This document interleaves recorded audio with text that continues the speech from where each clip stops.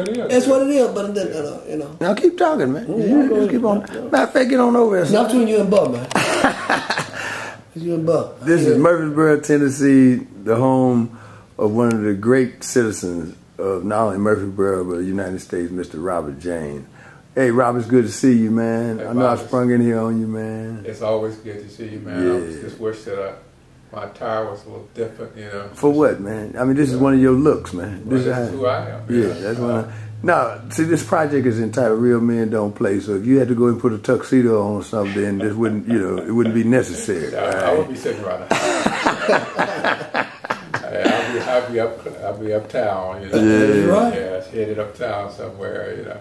Yeah. I'm gonna send a shout out from a couple of your classmates at Fisk University, brother Victor Leslie and Lou Beatty, man. Yeah, they'll get a kick out of this when they see this, man. Vic, I said, hey, I hope everything's going well with him and Mr. Beatty too, Lou, you know. They doing well, man. They doing well. I haven't seen those guys since 1969 when we left Fisk University. Right, yeah, right. A long time ago. I know they're probably great. Maybe they might not have a hat. I don't know. No, Vic ain't got a lick. Vic ain't got a lick, and Lou dying here. I'll tell them I know how good two shots. But you know, the beautiful thing about it is, and it's one of the things that make this project exciting for me to do, is a book and a film. And I remember when I met Lou, and he found out I was, you know, from Murfreesboro, and he asked me if I knew you. I said, knew you? I said, I grew down the street from him, man. And we went to the same church all our lives. He said, man, Robert Jane taught me one of the most important lessons in life.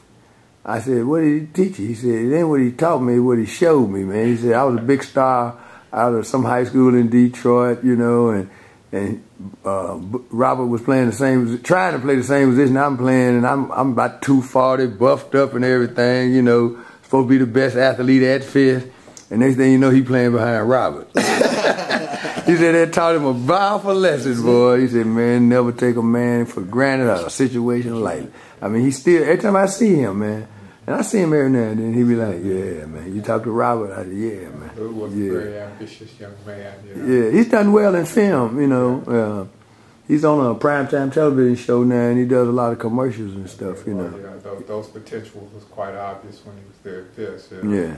That, you know, he had very high expectations for himself, and was a rather competitive young man, too. Without a doubt, yeah, without a doubt. Yeah, so wasn't competitive enough, though, because he came in that thing and they just had his name right there, you know, already in the starting lineup, man. Oh, my God. Yeah. So, Robert,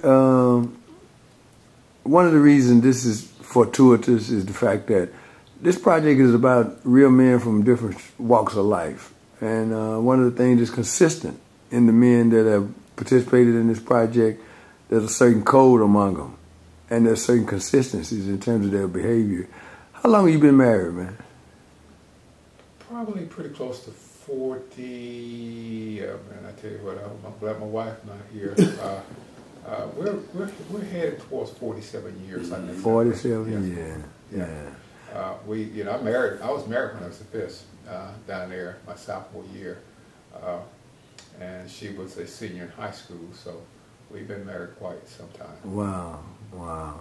So you left Fisk University, and you had a teaching credential, didn't you? Yes, matter of fact, that's my first job. I signed a contract in Des Moines, Iowa, to go up there as teaching coach. But what happened that spring, Doobie Dubinian from the Buffalo Bills came through and signed me to a contract, which is quite natural. I still held on to my teacher's contract, but once I went to Buffalo and made the team up there, I kind of had to let that go. But they wasn't too pleased, but you know, quite naturally, you know, there was no comparison. That was an easy decision to make. Yes, I did come out of Fisk with a teaching degree. Now, there's a little caveat to that story, if I've been told correctly. You were kind of hesitant, being the humble man you are, about telling them. I was told that you left camp. Yes, I did. You know, it was rather disappointing. Professional football wasn't what I thought it was, and really it wasn't what the public thought it was. You know, during preseason, they only paid you $100 a game. I went there as a free agent, so I went there broke, and after being there 2 months, and I figured as hard as we were working, really it wasn't any money. $100, Oh, basically a week. Yeah, $100 a game, $100 a week. That's what we got. Uh-huh.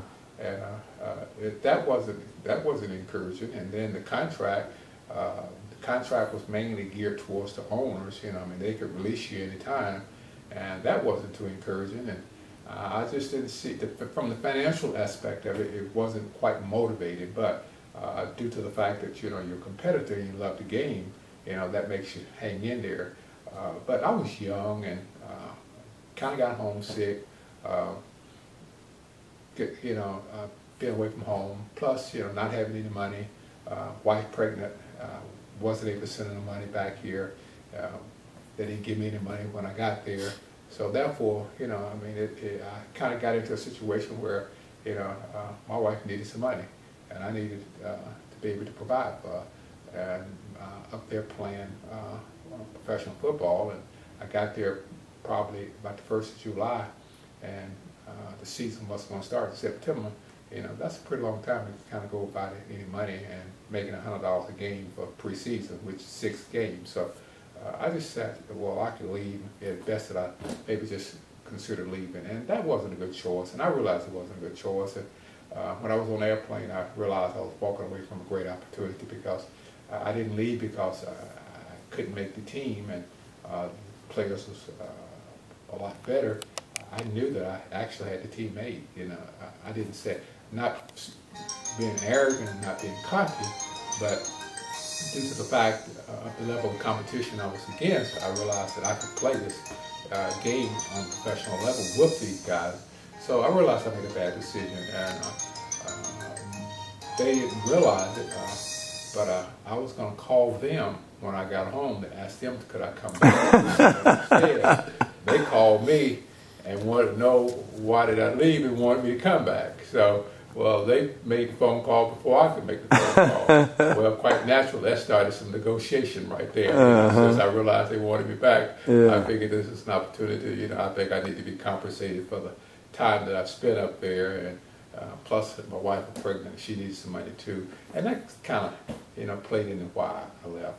But I realized I made a bad decision, because I was jobless and I was going to have to look for a job, and I knew that I probably left a pretty decent job with the potentials of doing well. My first contract, it wasn't anything to write home about. It was just $12,500 a year, and that wasn't quite exciting. Not enough to make you want to turn flips over. But this was 1960. This was in 1969. Yes. 1969. But during the course of my career, the salaries really start jumping. Before I stopped playing, I made it into the 6 figures, and that was quite high. Back then, yes, no doubt about it. Yeah. During the time I was playing, 6 figures now is nothing. If you're making 6 figures, you're at the bottom of the scale. That's true, yeah. Yes, but back then, if you was making 6 figures, in the mid-70s, you was at the top of the pay scale in pro ball. So I kind of advanced real quick, because I realized that professional football, especially professional football, is a short career, and you got to get it while you're playing, because when it's over with, it's over with, And that's why I don't envy those guys who makes $5–10 million a year, because it's a seasonal type job and occupation.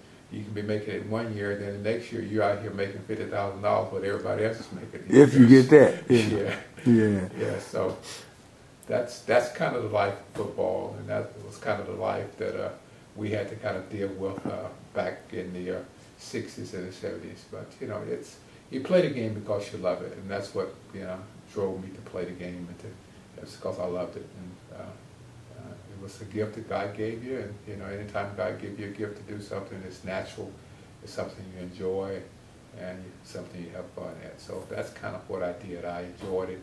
I had fun at it. I wish I could have played longer, but a knee injury took me out probably midway of my career, going into my 7th year. had a knee injury. You've been in the league 7 years, bro? Yes, I was in the year, my 7th year. Why did I think it was year 4 for some reason? I was going into my 7th year when I got Really? hurt. Yes. And you had made All Pro the last 4 years, right? Yeah, last 3 years. The last 3? Yes, I made it. I started making All Pro, I think my 4th, my 5th, and my 6th year. So you made it 3 years, Yes. okay. Now, your rookie year, you were roommates with a pretty, at that time, a famous person who is now infamous, by the name of Orenthal James Simpson. Yeah. Who's now behind many doors. Yeah. But what do you recall about coming to camp and finding out you'd been assigned to the room with the #1 player drafted, Heisman Trophy winner, all that kind of stuff? Well, you know. Or did you even think about it? It didn't. I mean, it wasn't no big deal. You know, I mean. It was to everybody else. Well, you know, I mean, God is not a respecter of man. So, I mean, if God is not a respecter of man, why should I treat anybody any different than anybody else? You know, regardless who you are, where you're from, or what you got. I mean, you're still God's creation. You're man. That's what you are. So, and that's the way I looked at him. Matter of fact, I looked at it in a very competitive way. I first met OJ in Atlanta, Georgia, at an all SIAC banquet. He came down to speak. I made all SIAC, and I noticed that, you know, guys from some of the schools, FAMU and all the other schools, they was, you know, excited about him. And I just kind of made me kind of sit back like I'm sitting now, and I kind of just looked at him, and as I looked at him, I said, I don't see anything you got I don't have. I said, I don't think you're any stronger. I don't think you're any faster. I don't think you're any smarter. You're not even any quicker. So that was my attitude towards it. I respected him, but so far as to admire him in a manner where I lifted him up as some super athlete, I don't think other athletes do that. We respect one another, but we don't put you in no class of being a superman, not a competitor, because I looked at him as, someone who was a good athlete, great athlete, but at the same time, when we roomed together, I just looked at him the same way I would look at you, Bobby, the same way I would look at Pierre, and our conversation was on that level, because, he was, he's just an everyday guy, come from basically the same type of environment I come from, even though I come from a larger environment, but still, it wasn't anything real different about us, no more than the fact that we come from opposite spectrums. He was a #1 draft choice. I was a free agent. He was more of an extrovert, more of a kind of a laid-back person. So, I mean, we communicated well. We had a great deal of respect for one another. Always respected him. We even considered one another as friends. I asked OJ to come down to Murfreesboro on several occasions, and he came down, spoke at some banquets. He came down at an affair that had for me. So, I appreciate the things he did, and that does speak a lot about your relationship. Yeah. Yeah. I'd heard about the one time he'd been here, but he's actually been here more than once. Huh? Yes, yes. Oh, okay. And while I was out there, we visited him out there and went over to his house, and there's favors he granted me when I was out there. So, we had I think we had a good relationship. Yeah. And once again, I respected him, but so far as respecting him as putting him up on a pedestal, no, I wasn't happening. Okay. No, because matter of fact, one of the last time I think I saw OJ, I was trying to come back off of a knee injury, and one of the comments I made to him, I said, "You better hope you never have to play against me." I said, the way you run over people and the way you run around people and outrun people, I don't think that's going to work here. And deep down inside, he knew I meant that. Yeah. It was a loose conversation. And that's the relationship we had, And I think, it's, when you have confidence in what God is giving you, and that's talent and ability, you don't put yourself second class to no one. Having known you off the field, that's the only time I've ever heard you speak in a fashion that some would perceive as arrogance. No, I'm not. Listen to me very carefully. It's not arrogance. It was just what you said, a certain level of confidence. But if people didn't know you outside of sports and they heard you talk like that, they'd be like, what happened to Bud James? He ain't never talked, you know. It's hard to even get you to talk about yourself very much.